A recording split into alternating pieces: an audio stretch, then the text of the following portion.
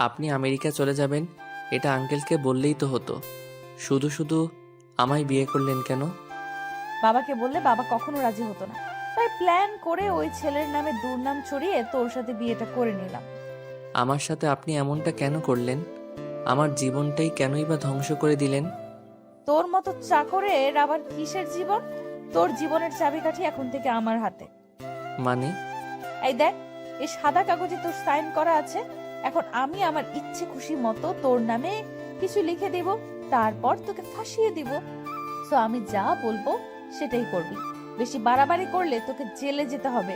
শুন, তোকে একটা ভালো কথা বলছি, এই কয়েক মাস আমার কথা মতো চলাচল কর, তারপর তুই মুক্তি পেয়ে যাবি।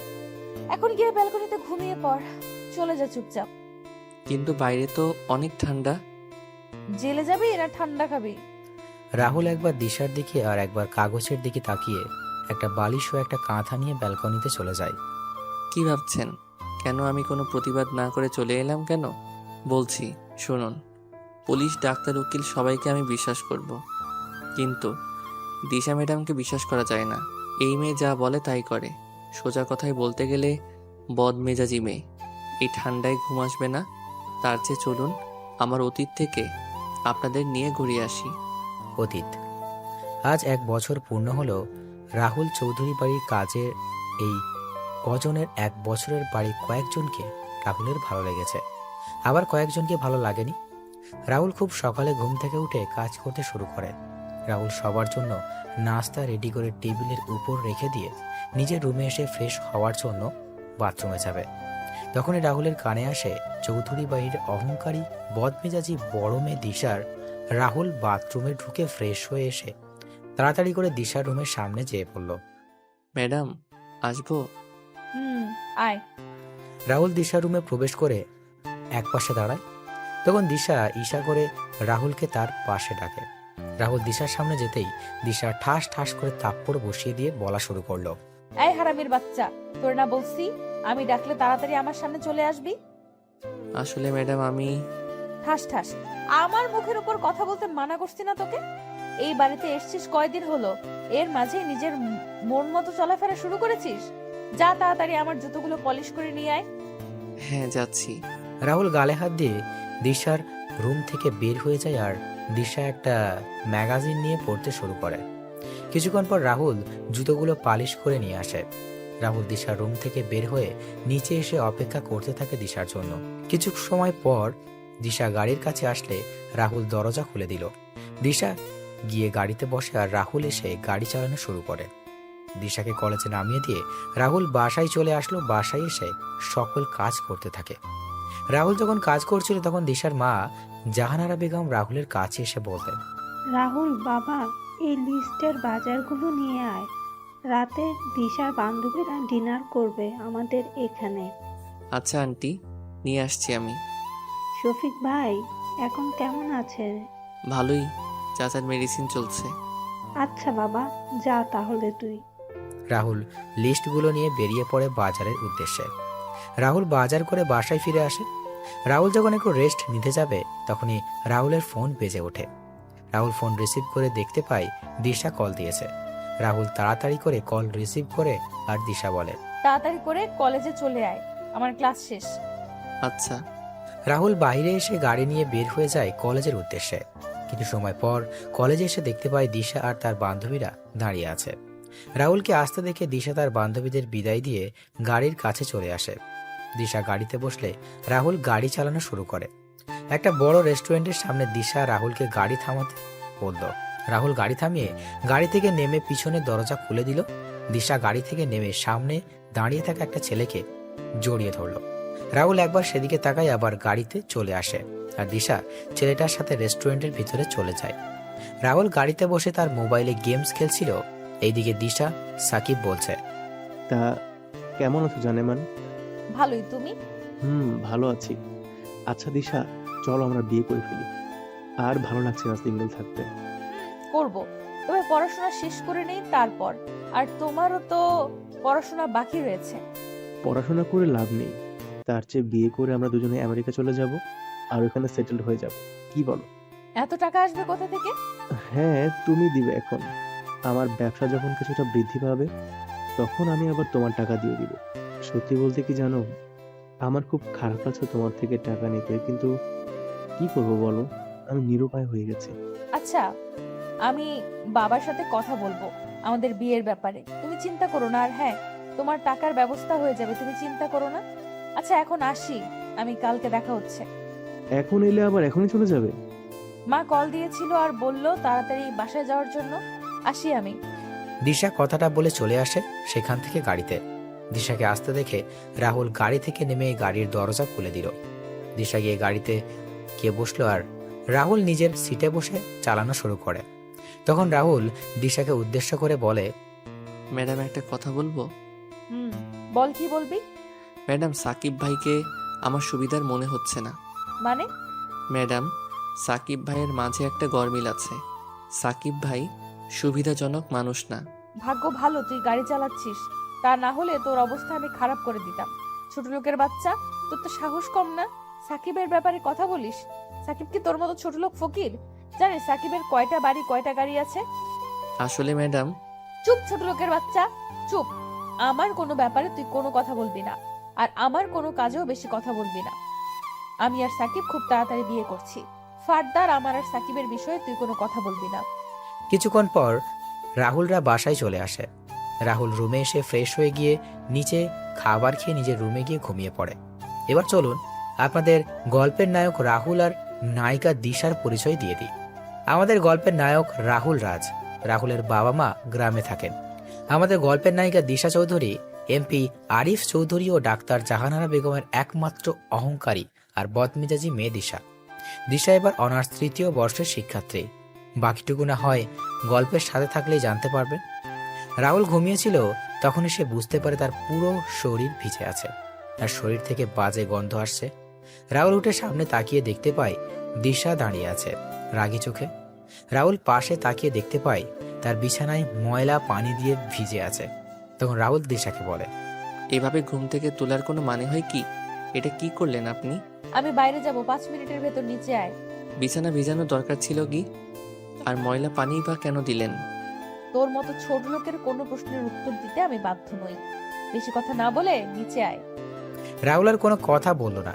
রাহুল জানে এই মেয়ের সাথে কথা বলা লাভ হবে না। বিছানা কিছুটা পরিষ্কার করে এই ঠান্ডা মাঝে রাহুল গোসল শেষ করে রেডি হয়ে সেই রুম থেকে বের হবে। তখন রাহুলের ফোন বেজে ওঠে। রাহুল ফোন নিয়ে রিসিভ করে ওপাশ থেকে শুনতে পায়, কেমন আছিস বাবা তুই? ভালো বাবা। তুমি আর ভাবি আর আয়ান কেমন আছো? ভালোই আছি রে। তোকে খুব দেখতে ইচ্ছে করছে, আসবি কি? বাবা, হাতে অনেক কাজ আমার। কাজগুলো শেষ হলেই আমি চলে আসব তোমাদের কাছে। রাহুল যখন বাবার সাথে কথা বলছিল তখন নিচ থেকে দিশার গলার স্বর শুনতে পায়। রাহুল তখন বলে, আচ্ছা বাবা, পরে কথা বলি। রাহুল, কালকের দিনের কথা মনে আছে তো? আমার সব কিছুই মনে আছে বাবা। এরপরও তুই আসবি না? আচ্ছা বাবা, রাখছি আমি এখন। রাহুল তার বাবার সাথে কথা বলে ফোন রেখে দিয়ে নিচে চলে আসে। কিছু সময় পর দিশাকে নিয়ে রাহুল বেরিয়ে পড়ে। গাড়ি এসে থামে একটা শপিং মলের সামনে। দিশা গাড়ি থেকে নেমে যায় আর রাহুল গাড়ি পার্কিং করে গাড়িতে বসেছিল। হুট করে রাহুল সামনে তাকিয়ে দেখতে পায় কয়েকজন লোক জটলা বেঁধে দাঁড়িয়ে আছে। রাহুল গাড়ি থেকে নেমে সেখানে গিয়ে দেখতে পায় একজন বৃদ্ধ লোক রক্তাক্ত অবস্থায় মাটিতে পড়ে আছে। তখন লোকটিকে ধরে সবার উদ্দেশ্যে বলে, এই চাচার এমন অবস্থা হলো কি করে? একজন লোক মাটিতে পড়ে আছে আর আপনারা দাঁড়িয়ে দাঁড়িয়ে সেটা দেখছেন। কেউ কোনো কথা বলছে না। তখন রাহুল সিকিউরিটি গার্ডের সাহায্যে বৃদ্ধ লোকটিকে গাড়ির কাছে এনে তাড়াতাড়ি করে বৃদ্ধ লোকটা তার গাড়িতে তুলে দিয়ে গাড়ি ছোটালো হাসপাতালের দিকে। কিছু সময় পর হাসপাতালে পৌঁছে ডাক্তার বৃদ্ধ লোক দেখে তাড়াতাড়ি করে অপারেশন থিয়েটারে নিয়ে যায়। 40 মিনিট পর ডাক্তার অপারেশন থিয়েটার থেকে বের হয়ে রাহুলের সামনে এসে বলে, দেখুন, এই বৃদ্ধ চাচাকে অনেক বাজেভাবে আঘাত করা হয়েছে। একজন অমানুষ ছাড়া এমন কাজ করতে পারে না। চিন্তা নেই, উনি এখন বিপদমুক্ত। ডাক্তার, ওনার জ্ঞান কি ফিরেছে? না, 2 থেকে 3 ঘন্টা পর জ্ঞান ফিরবে। অনেক রক্ত বের হয়েছে, যার জন্য কিছুটা দুর্বল। ওনার ডান হাতটা ভেঙে গেছে। কয়েক মাস রেস্ট নিলে উনি সুস্থ হয়ে যাবেন। ওনাকে কেবিনে শিফট করা হয়েছে। জ্ঞান ফেললেই দেখা করতে পারবেন। ধন্যবাদ ডাক্তার। ডাক্তার চলে যায় আর রাহুল যখন বৃদ্ধ লোকের সাথে দেখা করতে যাবে তখনই রাহুলের ফোন বেজে ওঠে। রাহুল ফোন বের করে দেখতে পায় দিশা কল দিয়েছে। তাড়াতাড়ি করে ফোন রিসিভ করে শুনতে পায়, ওই চাকরের বাচ্চা চাকর, কই তুই? আমার গাড়ি নিয়ে কোথায় গিয়েছিস তুই? ম্যাডাম আমি আসছি, আপনি 10 মিনিট অপেক্ষা করুন। 10 মিনিটের ভেতরে না এলে তোর খবর আছে কিন্তু। রাহুল ফোন রেখে গাড়ির কাছে এসে গাড়ি স্টার্ট দিয়ে শপিং মলের সামনে চলে যায়। রাহুল দেখতে পায় দিশা দাঁড়িয়ে আছে। দিশাকে দেখে মনে হচ্ছে অনেক রেগে আছে। দিশার সামনে গাড়ি থামিয়ে গাড়ি থেকে নেমে গাড়ির দরজা খুলে দিল। দিশা গাড়ির ভিতরে তাকিয়ে রাহুলের গায়ে ঠাস ঠাস করে থাপ্পড় বসিয়ে দিল। রাহুল বুঝতে পারছে না হঠাৎ করে দিশা কেন তাকে সবার সামনে এইভাবে থাপ্পড় মারছে। রাহুলের গালে হাত দিয়ে দিল, বলে, 10 মিনিটের আগেই তো আমি চলে এলাম, তাহলে মারলেন কেন? এই কুত্তার বাচ্চা, আমার গাড়ির সিটের রক্ত আসলো কি করে? কাকে আমার গাড়িতে খুন করেছিস বলতো? ম্যাডাম কি বলছেন কি? আমি কেন শুধু শুধু খুন করতে যাব কাউকে? তাহলে আমার গাড়িতে রক্ত আসলো কি করে? আসলে ম্যাডাম, এই ফকিরের বাচ্চা, তুই কি আমার গাড়িকে পাবলিক গাড়ি পেয়েছিস? এই গাড়ির দাম জানিস তুই? তোর মতো 100 জন চাকরের জীবনের চেয়েও এই গাড়ির মূল্য অনেক বেশি। ম্যাডাম কেউ বিপদে বা আঘাতপ্রাপ্ত হলে তাকে সাহায্য করা আমাদের সকলের দায়িত্ব। মানুষের জীবনের যে মূল্যবান আর কিছু নেই। চল বাসায়, আজকে তোর খবর আছে। দিশা কথাগুলো বলে গাড়ির সামনের সিটে বসে পড়ে আর রাহুল মাথা নিচু করে গাড়িতে এসে চালানো শুরু করলো। কিছু সময় পর বাসায় এসে গেলে দিশা গাড়ি থেকে বাসার ভিতরে প্রবেশ করে আর রাহুল গাড়ি পার্কিং করে আসে। মা বাবা, মা বাবা কোথায় তোমরা? নিচে আসো। মা বাবা। কি হয়েছে? বাড়ি মাথায় তুলে নিচ্ছিস কেন? কিরে মা, এমন করে চিৎকার করছিস কেন? চিৎকার কি আর নিজের ইচ্ছায় করছি? ওই চাকরের বাচ্চা চাকর কি করেছে জানো তোমরা? কি করেছে রাহুল? আর তোমায় না বলেছি রাহুলকে চাকর বলবে না। বাড়ির চাকরকে চাকর বলবো না তো কি বলবো? দিশা, বাজে না বকে কি হয়েছে সেটা বলো। ওই চাকর আমার পুরো গাড়িতে রক্তের দাগ লেগে নিয়ে আসছে। আমার গাড়িটা নোংরা করে দিয়েছে ও। এটা তো ভালো কাজ করেছে রাহুল।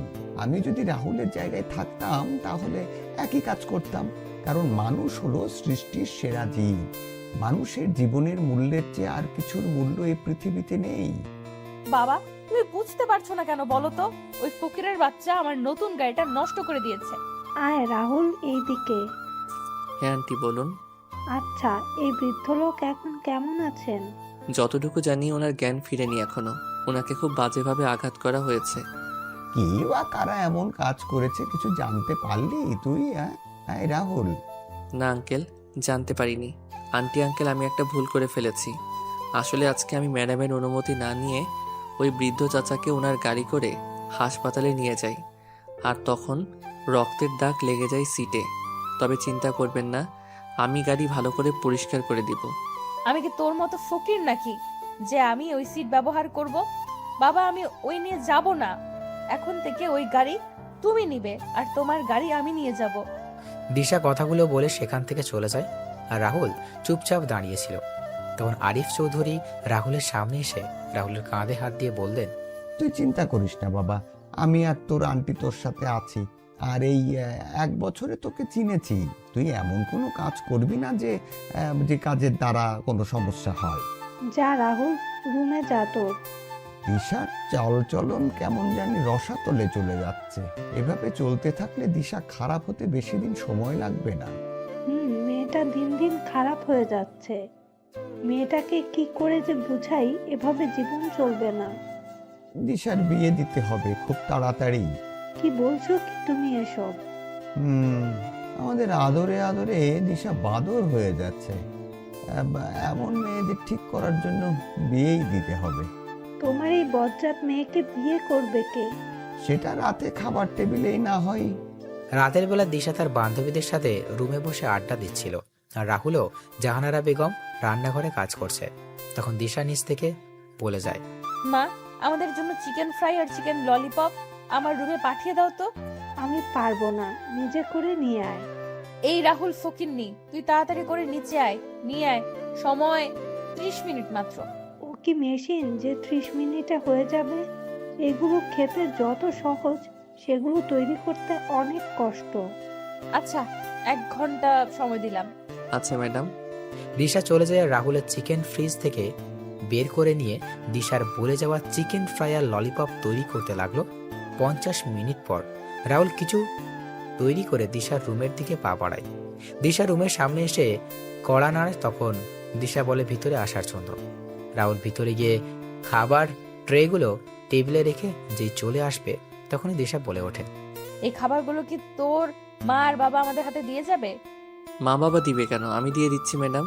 রাহুল সবার হাতে খাবারের প্লেট দিয়ে রুম থেকে বের হয়ে যায়। নিচে এসে জাহানারা বেগমের সাথে রাহুল কাজে মন দিল। রাত 10টায় খাবার টেবিলে দিশা ও তার বান্ধবীরা বসে খাবার খাচ্ছে। তখন দিশার বান্ধবী মিথিলা বলে, আন্টি, আজকে চিকেন ফ্রাই আর ললিপপগুলো অনেক ভালো হয়েছে। সত্যি আপনার হাতে জাদু আছে বলতে হবে। হ্যাঁ হ্যাঁ, আসলে মিথিলা, ওইগুলো আমি তৈরি করিনি। তাহলে কে তৈরি করেছে? ওইগুলো রাহুল তৈরি করেছে। রাহুলের হাতে জাদু আছে বলতে হবে। কি, একজন ছেলে হয়ে এমন সুস্বাদু রান্না করতে পারে? এটা বলতে পারো গড গিফটেড রাহুলের। আমার বাসার কাজ আমার থেকে রাহুল বেশি করে। খাওয়া দাওয়া শেষ করে মিথিলা সবার থেকে বিদায় নিয়ে বাইরে চলে আসে। মিথিলা দিশাকে উদ্দেশ্য করে বলে, দিশা, সত্যি তোরা অনেক লাকি রে, এমন একজন মানুষ পেয়েছিস। লাকি না ছাই। সত্যি বলছি রে, ছেলেটা যেমন দেখতে তেমনই কাজেরও। ছেলেটাকে দেখে তো ক্রাশ খেয়ে গেলাম, সত্যি। আরে ও আমার বাসার চাকর, এটা তোর মাথায় ঢুকেনি? চাকর হলে কি হলো? এই রকম ছেলে পেলে তো আমি ছেলেটাকে বিয়ে করে বসে থাকতাম আর বাসার সকল কাজ ওকে দিয়ে করাতাম, তবে চিন্তা নেই। কি বলছিস কি? তোর কি সব গেছে মিথিলা? সময় হলেই বুঝতে পারবি। আসি রে। মিথিলা চলে যায়। দিশা বাসায় এসে দেখতে পায় রাহুল আর তার বাবার কথা বলছে। তখন দিশা তার বাবার সামনে এসে বলে, বাবা, কি নিয়ে কথা বলছো তুমি ওই ফকিরের সাথে? দিশা, নিজের ব্যবহার ঠিক করো তুমি। কি কথা বলছো বললে না তো বাবা? কালকে তোমায় দেখতে আসছে, তারই কথা বলছি আমি। কি দেখতে আসছে মানে? তোমার বিয়ের কথাবার্তা চলছে, অনেকদিন নিজের মতো করে ঘোরাঘুরি তো করলে, এবার স্বামী সংসারের দিকে মনোযোগী হও। না, এটা হবে না। কেন হবে না? আর কত বাউন্ডুলের মতো ঘোরাঘুরি করবে তুমি? মা বাবা, আমি একজনকে পছন্দ করি আর তাকেই বিয়ে করতে চাই। তুমি যাকে পছন্দ করো তার নাম হলো সাকিব খান। সে একজন মেয়েবাজ এবং জুয়ারি। সে তোমার থেকে মিথ্যে বলে অনেক টাকা নিয়েছে এবং সামনে আরো নেবে। বাবা, তুমি ওর নাম জানলে কি করে? তুমি একজন এমপির মেয়ে, এটা ভুলে যেও না কখনো দিশা। বাবা, আমি সাকিবকে ছাড়া কাউকে বিয়ে করব না। আমি যতদিন বেঁচে আছি ওই ছেলের সাথে তোমার বিয়ে হবে না। বাবা, দিশা, বাবা কি বলেছে শুনতে পাওনি? তুমি তো ভারী বেয়াদব হয়েছ। মা আর বাবার সাথে কেমন করে কথা বলতে হয় সেটা ভুলে গিয়েছো দেখছি। মা। কালকে থেকে তোমার বাইরে যাওয়া বন্ধ বলে দিলাম দিশা। বেশি বাড়াবাড়ি করলে কাজী ডেকে বিয়ে দিয়ে দেবো কিন্তু। খুব ভালো লাগে না। দিশা তার রুমে চলে যায়। রুমে গিয়ে ভাবতে থাকে, না, আমি সাকিবকে ছাড়া কাউকে বিয়ে করব না। সাকিবের জন্য আমি প্রয়োজন হলে বাড়ি থেকে পালাতেও, হ্যাঁ, আমায় পালাতে হবে। 1 মিনিট, তার আগে সাকিবকে কল দেই। হ্যালো সাকিব, কই তুমি? আমি তো এখন এয়ারপোর্টে যাচ্ছি। এয়ারপোর্টে মানে? হ্যাঁ, কিছু কাজে আমি আমেরিকা যাচ্ছি। কেন, কি হয়েছে রেনেমা? সাকিব, বাবা আমার বিয়ে ঠিক করেছে আর কালকে আমার ছেলেপক্ষ দেখতে আসছে। কি বলছো কি? হঠাৎ করে এমন সিদ্ধান্ত কেন? জানি না, তবে আমার মনে হয় রাহুল বাবাকে কিছু উল্টাপাল্টা বুঝিয়েছে। সাকিব, আমি তোমায় ছাড়া কাউকে বিয়ে করতে পারবো না। তুমি এয়ারপোর্টে থাকো, আমি আসছি। না না, এখন এসো না তুমি। কেন সাকিব, তুমি বুঝতে পারছো না কেন? তুমি কালকে ছেলে পক্ষের যদি আমায় পছন্দ হয়ে যায় তাহলে আমাদের কি হবে? কিচ্ছু হবে না। তুমি পারবে তো এই কাজটা করতে? তুমি কিন্তু পারবে, আমি জানি। 3 মাস পর আমি আমার কাজ শেষ করে ফিরে আসছি। এখন বলো তুমি পারবে কিনা? কিন্তু সাকিব, তুমি চাও না দিশা আমি প্রতিষ্ঠিত হই, আমার কোনো পরিচয় হোক? আমি পারবো সাকিব। দিশা ফোন রেখে নিচে এসে তার মা বাবাকে উদ্দেশ্য করে বলে ওঠে, না বাবা, আমি রাজি। সত্যি বলছিস তুই মা? হ্যাঁ বাবা, সত্যি বলছি। আমি জানতাম আমার মেয়ে আমার কথা কখনো ফেলবে না। আচ্ছা, বাকি কথা পরে হবে। মা, আমার খুব ক্ষুধা পেয়েছে, তাড়াতাড়ি খাবার দাও। দিচ্ছি, আয় তোরা। রাহুল, তুইও আয়। আন্টি। রাহুল রান্নাঘরে জাহানারা বেগমের সাথে সকল খাবার নিয়ে এসে টেবিলে রাখছে। তখন জাহানারা বেগম বলেন, যা রাহুল, টেবিলে বস, আমি খাবার নিয়ে আসছি। মনে মনে বললাম, টেবিলে বসি, আমি আর আপনার মেয়ে আমার হাবি গোষ্ঠীকে নিয়ে কথা বলুক, দরকার নেই, আমি পরে খেয়ে নিব। কিরে রাহুল, আয় টেবিলে বস। না আঙ্কেল, আপনারা খান, আমি একটু পরে খেয়ে নিব। বললাম না বসতে রাহুল। আরিফ চৌধুরী জাহানারা বেগম রাহুলকে তাদের সাথে জোর করে বসিয়ে দিলেন। রাহুল তাদের সাথে টেবিলে বসতে চায়নি। দিশা তার মা আর বাবাকে উদ্দেশ্য করে বলে, মা বাবা, তোমরা কি শুরু করেছো বলো তো? বাড়ির চাকরকে নিয়ে এত আদিক্ষেতা কেন দেখাচ্ছ? ও বাড়ির বাকি চাকরদের সাথে বসে খাবার খাবে, তাহলে কেন আমাদের সাথে টেবিলে বসিয়েছো? তোমাকে না বলেছি দিশা, রাহুলকে বাড়ির চাকর বলবে না। দিশা, হচ্ছেটা কি? চুপচাপ বসে খাবার খাও, কোনো কথা বলবে না। আমি এর সাথে এক টেবিলে বসে খাবার খাবো না। আচ্ছা ম্যাডাম, আপনি খাবার খেয়ে নেন, আমি টেবিল ছেড়ে দিচ্ছি। আমি এখানে খাবো না, আমি গেলাম। এখন কেন খাবি না? ছেলেটা তো তার খাবার নিয়ে টেবিল থেকে চলে গেছে। আমার খাবার রুমে পাঠিয়ে দাও, আমি রুমে খেয়ে নিব। কথাগুলো বলে দিশা রুম থেকে চলে যায় আর রাহুল নিজের খাবার নিয়ে চলে যায়। খাওয়া দাওয়া করে রাহুল তার রুমে ঘুমিয়ে যায়। পরের দিন সকালে রাহুল ঘুম থেকে উঠে বেরিয়ে যায় গাড়ি নিয়ে হাসপাতালে। সেখানে গিয়ে ডাক্তারের সাথে কথা বলে চলে যায় বৃদ্ধ চাচার সাথে কথা বলতে তার কেবিনে। রাহুল কেবিনে গিয়ে চাচার উদ্দেশ্যে করে বলে ওঠে, চাচা কেমন আছেন আপনি এখন? ভালোই বাবা, হয়তো তোমার জন্য মৃত্যুর দরজা থেকে ফিরে এলাম বাবা।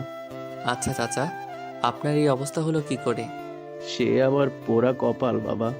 চাচা, আমি তো আপনার ছেলের মতো, কি হয়েছে আমায় বলুন।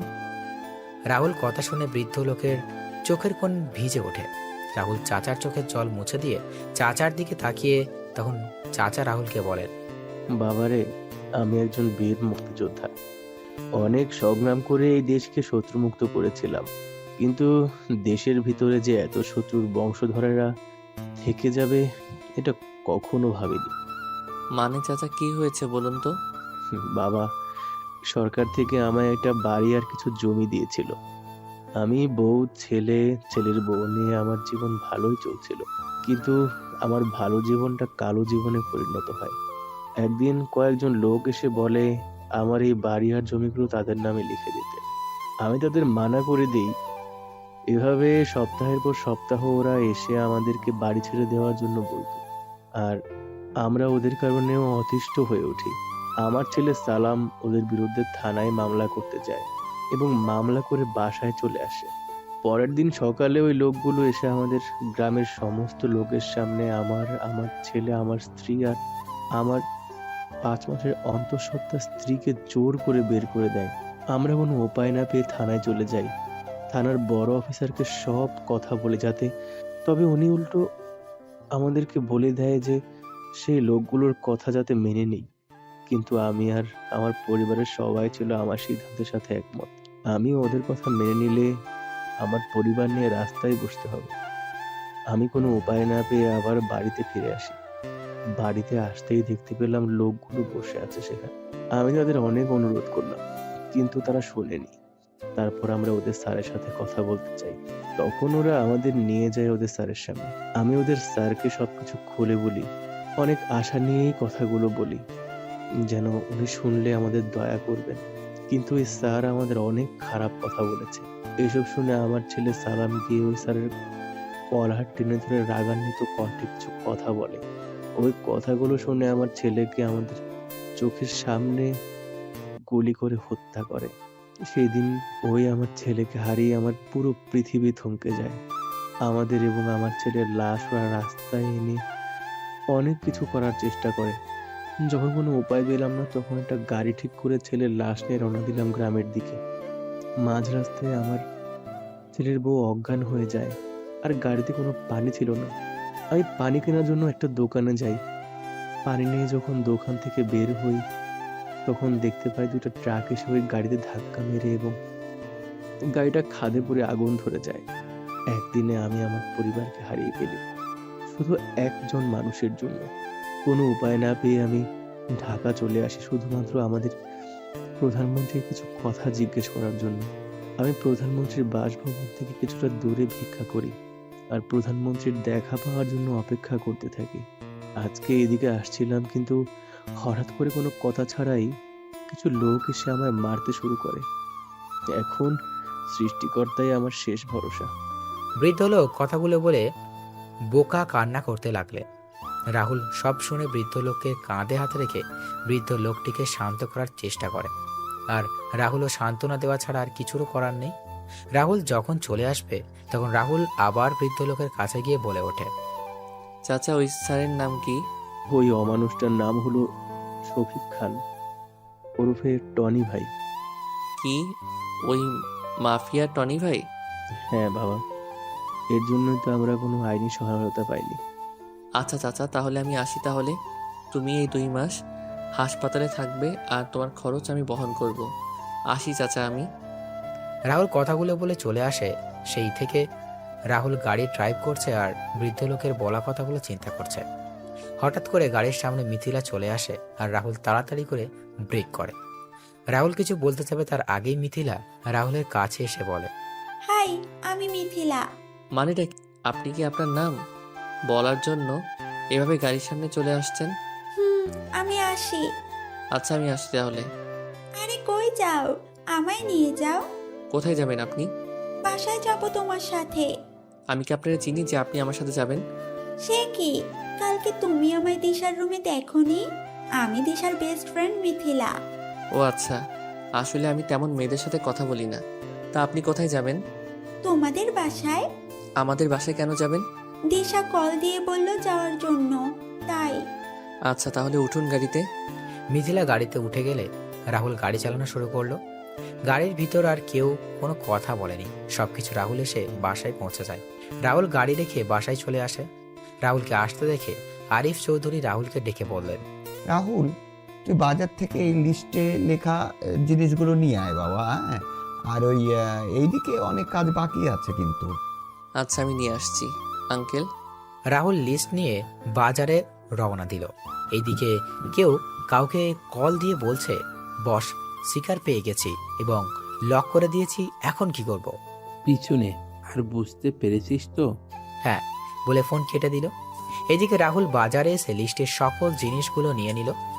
রাহুল গাড়ি চালিয়ে কিছু দূর আসার পর গাড়ি ব্রেক করে রাহুলের সামনে তাকিয়ে দেখতে পায় কতগুলো লোক মুখে কাপড় বেঁধে হাতে লাঠি নিয়ে দাঁড়িয়ে আছে। রাহুল গাড়ির গ্লাস নামিয়ে বলে, কি ব্যাপার ভাইরা, এভাবে রাস্তা আটকানো মানে কি? রাস্তা থেকে সরে যান, বাসায় যেতে হবে। লোকগুলো রাহুলের কথা শুনতে হেসে শুরু করলো। তখন রাহুল আবার বলে, কি হলো ভাইরা, রাস্তা থেকে সরে যান, আমি যাব। সময় মতো জিনিসগুলো নিয়ে না গেলে আমায় অনেক কথা শুনতে হবে। লোকগুলো এবার গিয়ে এসে রাহুলকে গাড়ি থেকে টেনে বের করে নিয়ে রাস্তার পাশে থাকা একটা গাড়িতে করে নিয়ে আর রাহুলকে কোনো কথা ছাড়াই মারতে শুরু করলো। রাহুল চেষ্টা করে পারছে না নিজেকে ওদের থেকে বাঁচানোর জন্য। একজনের পর একজন রাহুলকে আঘাত করেই যাচ্ছে। আর হুট করে কেউ রাহুলের মাথায় বাড়ি কিছু দিয়ে আঘাত করে আর রাহুল মাথায় হাত দিয়ে মা গো বলে চিৎকার দিয়ে বসে পড়ে। আমি মাথায় হাত দিয়ে দেখতে পেলাম মাথা দিয়ে রক্ত পড়ছে। আমি মাটিতে হাঁটু গেড়ে মাথায় হাত দিয়ে বসে আছি। লোকগুলো আমার সামনে আসে। 2টা ছেলে আমার বাম পাশ ও ডান পাশ থেকে জ্বলন্ত 2টা রড আমার 2 হাতে ঢুকিয়ে দেয়। আমি ব্যথায় চিৎকার দিয়ে উঠি, ও মা, মা গো, একে তো ব্যথা করছে, সাথে আমার 2 হাতে জ্বলন্ত ও বড় রড ঢুকিয়ে দিয়েছে। আমার যন্ত্রণা যেন বেড়ে যাচ্ছে। আমার চোখ বন্ধ হয়ে আসছে। চোখ বন্ধ হওয়ার আগে আমি দেখতে পেলাম দিশা ম্যাডাম আমার দিকে হাসতে হাসতে এগিয়ে আসছে। এক সময় আমার চোখ দুটো বন্ধ হয়ে যায় আর আমি মাটিতে লুটিয়ে পড়ি। দিশা এসে রাহুলের জ্ঞানহীন শরীরের উপর পা দিয়ে বলে ওঠে, বলেছিলাম ফকিরের বাচ্চা, তোকে আমার ব্যাপারে কথা বলতে আসবি না, কিন্তু তুই শুনলি না আমার কথা। এবার বুঝ আমার কথা না শোনার পরিণাম কি হয়। দিশা কথাগুলো বলে রাহুলের জ্ঞানহীন দেখে লাথি দিয়ে তার লোকেদের নিয়ে চলে যায়। এদিকে আরিফ চৌধুরী রাহুলকে কল দিয়ে যাচ্ছেন, কিন্তু কেউ রিসিভ করছেন না। এইদিকে ছেলেপক্ষ চলে আসে দিশাকে দেখতে। আরিফ চৌধুরীও ব্যস্ত হয়ে পড়েন তাদের সাথে। আমি চোখ খুলে দেখতে পেলাম একটা বেডে শুয়ে আছি। চারপাশে তাকিয়ে ভালো করে তাকিয়ে দেখলাম আমার পাশের বেডে সেই বৃদ্ধ চাচা আমার দিকে তাকিয়ে আছেন। কি রে বাবা, এখন কেমন লাগছে তোর? ভালো লাগছে। মাথায় প্রচণ্ড ব্যথা করছে, হাত নাড়াতে গিয়েও হাত নাড়াতে পারলাম না, হাতেও ব্যথা করছে প্রচুর। আশ্চর্যের বিষয় হলো আমি আমার শরীরে প্রচণ্ড ব্যথা অনুভব করছি, যা কাউকে বলে বোঝাতে পারবো না। তোর এই অবস্থা কি করলো বাবা? আর একটু হলে তো তোর 2 হাত একেবারের জন্যই হারিয়ে ফেলতি, নিজের প্রাণটাও তো হারিয়ে ফেলতে পারতি। আচ্ছা চাচা, আমি এখানে আসলাম কি করে? জানি না, তবে সেটা ডাক্তার বলতে পারবে। রাহুল আর বৃদ্ধ চাচা যখন কথা বলছিল তখনই ডাক্তার কেবিনে প্রবেশ করে। ডাক্তার রাহুলের কাছে এসে রাহুলকে পরীক্ষা করে বলেন, তোমাকে প্রথমে দেখে তো খুব ভয় পেয়ে গিয়েছিলাম, তা এখন কেমন লাগছে তোমার? ভালোই ডাক্তার, তবে আমার শরীরের প্রচণ্ড ব্যথা করছে। আচ্ছা, ও হ্যাঁ, এই নাও তোমার ফোন। আঙ্কেল নামে একটা নাম্বার থেকে কয়েকবার কল এসেছিল, তারপর আমি কল রিসিভ করে তোমার অবস্থা ওনাদের জানিয়ে দেই। হয়তো কিছু সময় পর ওনারা চলে আসবেন। ডাক্তার, আমি এখানে আসলাম কিভাবে? আমি যখন আমার বাসায় যাচ্ছিলাম তখন তোমার অচেতন ও রক্তাক্ত অবস্থায় রাস্তার পাশে পড়ে থাকতে দেখি, তারপর তোমার এখানে নিয়ে আসি। আচ্ছা, এই অবস্থা হলো কি করে তোমার? আসলে রাস্তায় আমি কয়েকজন ছিনতাইকারী হাতে পড়ি আর তাদের সাথে হাতাহাতির এক পর্যায়ে এমন হয়। তাই বলে তোমার হাতে জ্বলন্ত রড ঢুকিয়ে দেবে? এটা আমার বিশ্বাস হচ্ছে না। সাথে তোমার তো খুব বিষাক্ত বিষ দেওয়া হয়েছিল, যা মানবদেহে খুব তাড়াতাড়ি ছড়িয়ে পড়ে।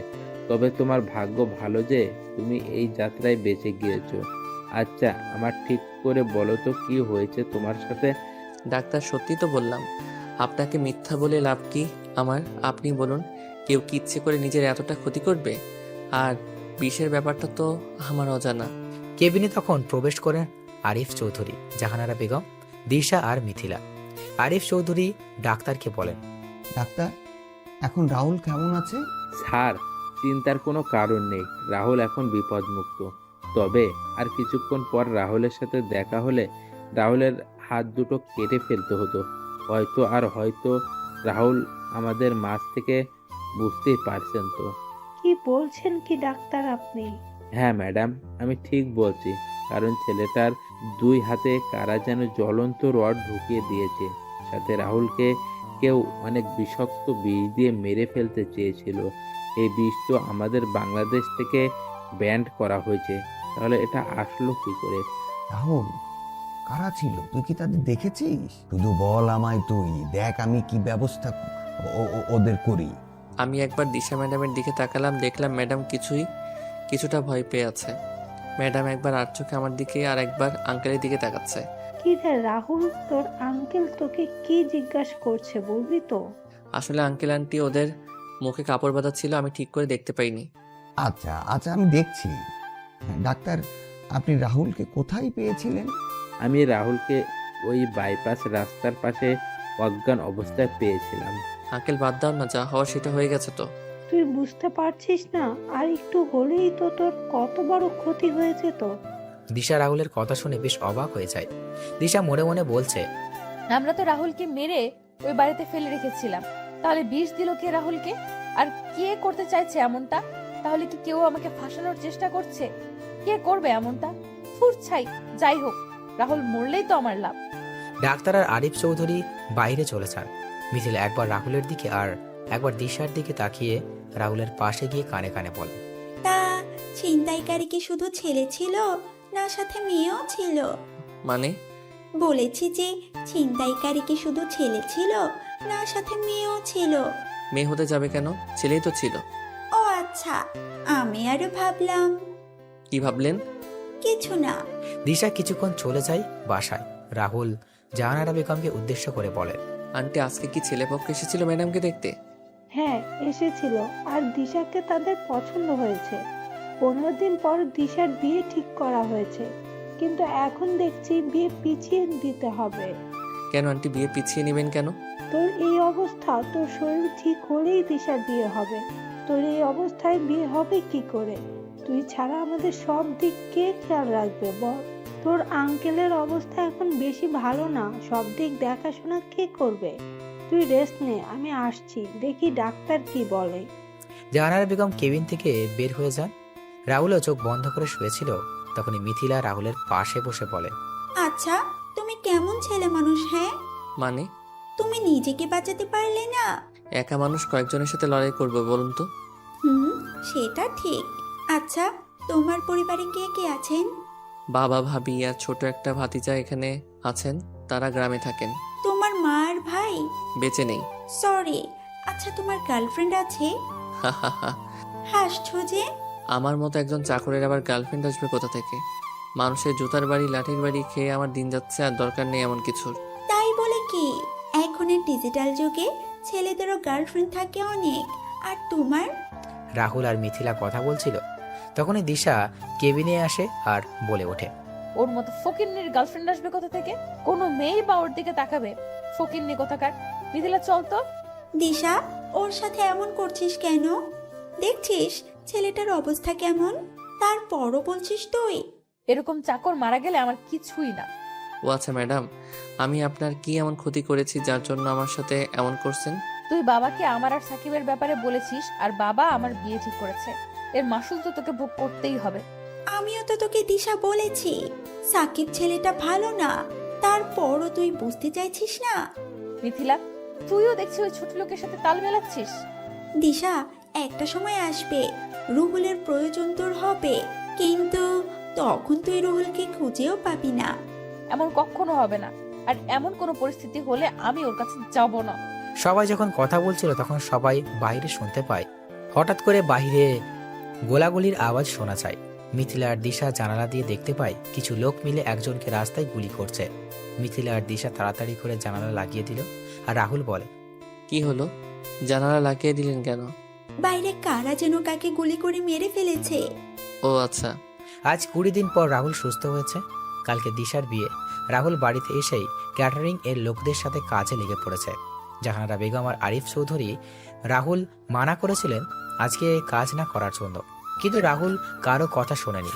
সারাদিন কাজ করে রাহুল সন্ধ্যাবেলা তার রুমে এসে ফ্রেশ হয়ে নিচে গিয়ে খাবার খেয়ে তার রুমে এসে ঘুমিয়ে পড়ে।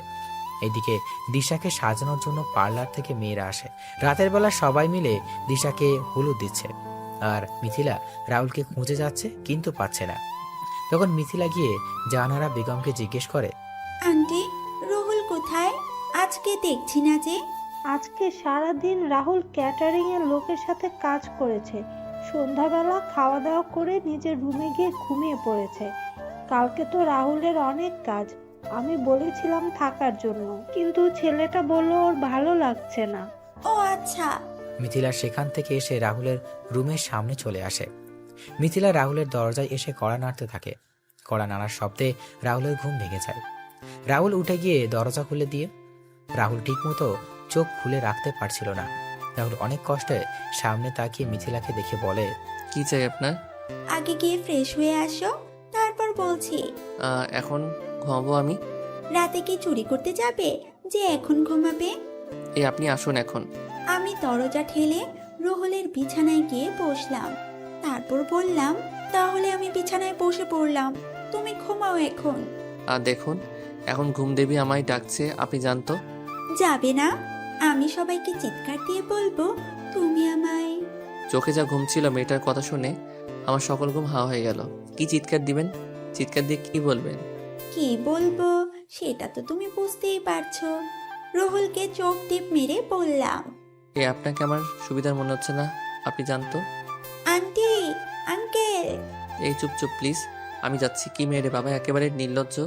আমি শিওর এই মেয়ে লুচ্ছি নাম্বার 1। কি হলো, ডাকবো নাকি যাবে? যাচ্ছি যাচ্ছি। রাহুল বিড়বিড় করতে করতে চলে যায়। আর মিথিলা রাহুলের যাওয়ার দিকে তাকিয়ে হাসছে আর মনে মনে বলছে, মিস্টার রুহুল, তোমায় তো আমি ছাড়ছি না, তোমায় নিজের করে ছাড়বই আমি। রাহুল ফ্রেশ হয়ে এসে একটা টি শার্ট পরে নিল। তখন মিথিলা রাহুলের সামনে এসে বলে, বাহ, তোমায় তো খুব সুন্দর লাগছে, ইচ্ছে করছে খেয়ে ফেলি। মানে আমি কি ফল না সবজি যে আমায় খেয়ে ফেলবেন? তুমি হলে আমার চকলেট বয়। গাল টেনে বললাম, বলুন এবার কি বলবেন? চলো আমার সাথে তুমি। কোথায় যাব আপনার সাথে? আন্টি আঙ্কেলের আমার প্রয়োজন হতে পারে, আমি যাব না। মিথিলা রাহুলের দিকে একবার রাগী চোখে তাকিয়ে রাহুলের ডান হাত জড়িয়ে ধরে রুম থেকে গায়ে হলুদের জায়গা নিয়ে আসে। এইদিকে দিশাকে সবাই হলুদ দিচ্ছে।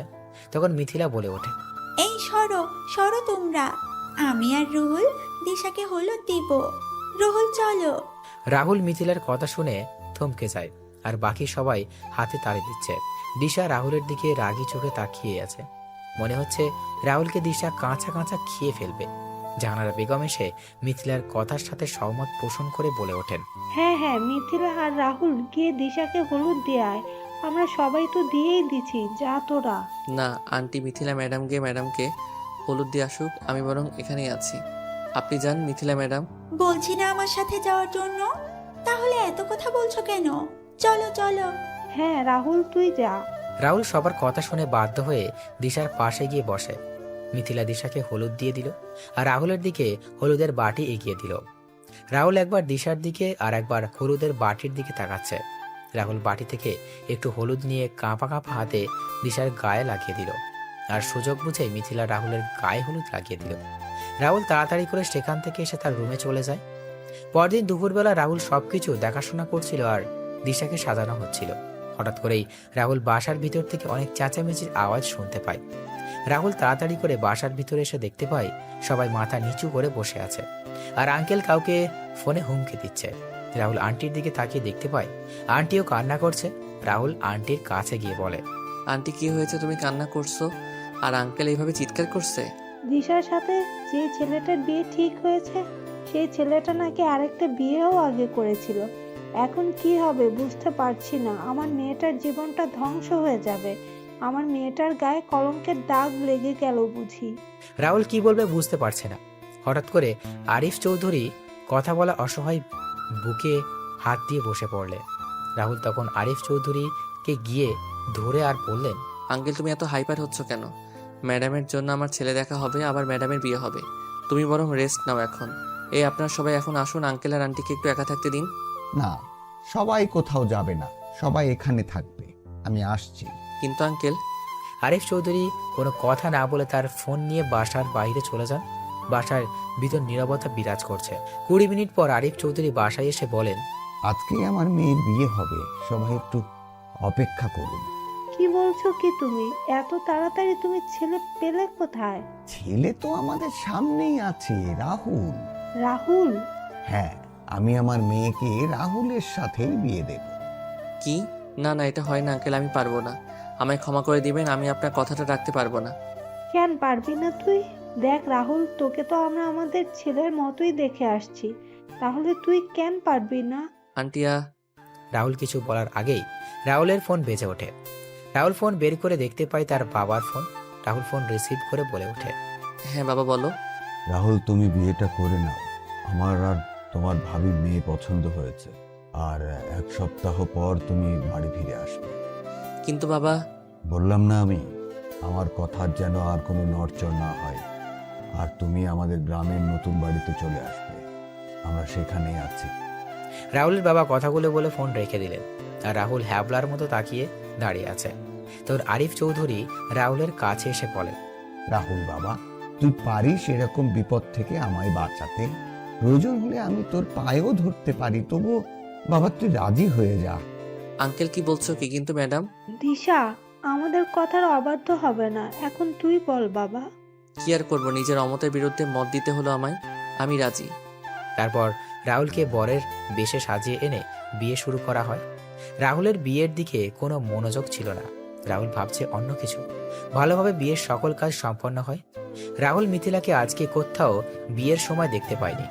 রাতের বেলা রাহুল দিশার সামনে বসেছিল, তখনই দিশা রুমে আসে, আর বাকিটুকু তো আপনারা জানেন। বর্তমান আপনাদের সাথে কথা বলতে বলতে রাত প্রায় পেরিয়ে গেছে, এখন ঘুমিয়ে পড়ি, সকালে কথা হবে। পরের দিন সকালে রাহুল ঘুম থেকে উঠে সকালের নাস্তার জন্য তৈরি করার জন্য রান্নাঘরে চলে যায়। রাহুল নাস্তা রেডি করে তার আগের রুমে গিয়ে ফ্রেশ হয়ে জামা কাপড় পরে নেয়। রাহুল যখন রুম থেকে বের হতে যাবে তখনই রাহুলের ফোন বেজে ওঠে। রাহুল ফোন রিসিভ করে কিছু কথা শুনতে পায়। তখন রাহুল বলে, আচ্ছা আমি আসছি। রাহুল কোনো কথা না বলে বাসা থেকে গাড়ি নিয়ে বেরিয়ে পড়ে। এইদিকে জাহানারা বেগম ঘুম থেকে উঠে দেখতে পান নাস্তার টেবিল আগে থেকেই সাজানো। নাস্তা দেখে জাহানারা বেগম বুঝতে পারেন এটা রাহুলের কাজ। জাহানারা বেগম রাহুলকে পুরো বাসা খুঁজেও পেলেন না। জাহানারা বেগম তখন দেখতে পেলেন সদর দরজা খোলা, সিকিউরিটি গার্ডের থেকে জানতে পারেন রাহুল তাড়াহুড়ো করে বাসা থেকে একটি ব্যাগ নিয়ে বের হয়ে গেছে। জাহানারা বেগম এবং কিছু একটা চিন্তা করে দিশা রুমের দিকে এগিয়ে গিয়ে দেখতে পান দিশা রুমের দরজা খোলা আর দিশা ঘুমোচ্ছে। দিশা রুমে গিয়ে ঢুকতেই দেখতে পেলেন সোফায় বালিশ আর কথা পড়ে আছে। এবার জাহানারা বেগম দিশার কাছে গিয়ে দিশাকে ডাকতে থাকেন। তখন দিশা ঘুমন্ত কণ্ঠে বলে ওঠে, কি হয়েছে মা, এত সকাল সকাল ডাকছো কেন? রাহুল কোথায় আর বালিশ কাঁথা সোফায় কেন? কি রে মা, কি হয়েছে তোর? দিশা মা, শান্ত হ, তুই বল আমাদের কি হয়েছে। দিশা কোনো কথা বলছে না, শুধু কান্না করে যাচ্ছে। দিশা একসময় চিৎকার দিয়ে নিচের চুল টেনে ধরে বসে পড়ে। দিশা তখন তার মা আর বাবার উদ্দেশ্য করে বলে, রাহুল কোথায়? রাহুল তো মিথিলার সাথে খুব সকালে বের হয়ে গেছে। মিথিলার সাথে বের হয়েছে মানে? হ্যাঁ, মিথিলার সাথে বের হয়ে গেছে। আচ্ছা রাহুল বাসায় আসুক, তারপর না হয় সব জানতে পারবো। এখন তোমরা আমার রুম থেকে বের হও, যাও, আমি একা থাকবো। জাহানারা বেগম আর আরিফ চৌধুরী বের হয়ে যান দিশার রুম থেকে। এইদিকে রাহুল নাস্তা এনে মিথিলা আর মিথিলার মাকে খেতে বলে, কিন্তু তারা খাবে না। রাহুলের জোরাজুরির কাছে হার মেনে নাস্তা খেতে হলো দুইজনকে। সারাদিন কেটে যায় এইভাবে। সন্ধ্যাবেলা মিথিলার বাবা মা আর মিথিলাকে তাদের বাড়িতে পৌঁছে দিয়ে রাহুল বাসায় চলে আসে। বাসায় এসে রাহুল যখন রুমে যাবে তখন আরিফ চৌধুরী রাহুলের সামনে এসে রাহুলের গায়ে ঠাস ঠাস করে থাপ্পড় বসিয়ে দিয়ে বলে ওঠেন, রাহুল, তোকে তো আমি নিজের ছেলের মতোই মনে করতাম, তাহলে তুই আমার মেয়ের জীবন নিয়ে এভাবে ছিনিমিনি খেললে কি করে? তোকে সবার থেকে আলাদা মনে করেছিলাম, কিন্তু তুইও বাকি ছেলেদের মতো বের হলি। ছোট আব্বু, কি বলছো এসব তুমি? আমি কিছু বুঝতে পারছি না। রাহুল, তুমি আমাদের বিশ্বাসের প্রতিদান এভাবে দিবে আমরা কখনো ভাবতে পারিনি। ছোট আব্বু, ছোট আম্মু, কি বলছো তোমরা? কথাগুলো বলে আমি ম্যাডামের দিকে তাকালাম। দেখলাম ম্যাডামের চোখগুলো ফুলে আছে। আমি ম্যাডামের সামনে যেতেই ম্যাডাম আমার গালে তার পায়ের জুতো খুলে মারতে লাগলো আর বলতে লাগলো, আমি বাবাকে বলেছিলাম তোর মতো ছোট লোকের সাথে আমায় বিয়ে না দিতে, কিন্তু বাবা আমার কোনো কথাই শোনেনি। আসলে তোর মতো ছোট লোকের কোনো যোগ্যতা নেই আমার স্বামী হওয়ার। তুই আমায় বিয়ে করে আমার বান্ধবীর সাথে ফষ্টি নষ্টি করছিস, সাথে আরো মেয়েদের সাথেও, আবার সেগুলো ভিডিও করছিস। রাহুল কিছু বুঝতে পারছিল না, তাই আঘাতগুলো সহ্য করে নিচ্ছিল। তখন দিশার শেষ কথা শুনে বলে, ভিডিও মানে? তখন আরিফ চৌধুরী রাহুলের সামনে একটা ভিডিও দেখিয়ে বলেন, ঘরে বউ রেখে এইসব করতে তোর লজ্জা করলো না? তুই কালকে সকালের ভিতর আমার বাসা ছেড়ে চলে যাবি, আর ডিভোর্স পেপার খুব তাড়াতাড়ি পেয়ে যাবি। ছোট আম্মু, ছোট আব্বু আমার কথাটা শুনে একটিবার, আমি এরকম কাজ করিনি, কেউ আমায় ফাঁসিয়ে দিচ্ছে। ঠাস ঠাস কোনো কথা বলবি না ছোট লোক, আমার বাড়ি থেকে এক্ষুনি বের হয়ে যা তুই। ছোট আম্মু, ছোট আব্বু, একটা কথা শোনো তোমরা। তোমরা যে কারণে আমায় আঘাত করলে আর নানান কথা বললে সেইগুলো সম্পূর্ণ মিথ্যা। সত্যি একদিন সবার সামনে আসবে, ডিভোর্স পেপার খুব তাড়াতাড়ি দিয়ে দিব আপনার মেয়েকে আঙ্কেল। রাহুল কথাগুলো বলে সেখান থেকে তার রুমে চলে আসে। রুমে এসে তার সকল কিছু গুছিয়ে নিয়ে একটি ব্যাগে ঢুকিয়ে সবার জন্য একটা চিঠি লিখে বিছানায় শুয়ে পড়ে। রাত 3টায় রাহুল বাসা থেকে বের হয়ে বাস স্ট্যান্ডে এসে বাসে উঠে পড়ে। সকাল 11টায় বাস থেকে নেমে সিলেট কদমতলী বাস স্ট্যান্ডে বাস থেকে নেমে রাহুল একটা সিএনজি নিয়ে তার বাড়িতে চলে যায়। রাহুল গাড়ি থেকে নেমে তার বাসায় বেল বাজায়। কিছু সময় পর তার ভাবি এসে দরজা খুলে দিলেন। রাহুলকে দেখে তার ভাবি অনেক খুশি হলেন এবং সবাইকে ডাক দিলেন। রাহুলও হাসি মুখে বাসার প্রবেশ করে। রাহুল বাসায় ঢুকে তার ভাতিজা আয়ানকে দেখতে পায় খেলা করছে। রাহুল আয়ানকে কোলে তুলে নিয়ে আদর করতে লাগলো। তখন রাহুলের বাবা আর ভাবি আসে। কিরে, তুই একা? বৌমা আসেনি? না, কেন আসেনি? আমাদের ডিভোর্স হয়ে যাবে তাই নিয়ে আসিনি। বিয়ে হয়নি 1 মাসও হলো না, আর ডিভোর্স হয়ে যাবে? আমি রুমে গেলাম। এই বিষয়ে আর কোনো কথা বলবে না কেউ তোমরা, আর বললে আমি বাড়ি ছেড়ে চলে যাব। রাহুল যখন কথা বলছিল তখন ভাবি রাহুলের চোখে পানি দেখতে পেলেন। রাহুল আয়ানকে কোলে নিয়ে তার রুমে চলে যায়।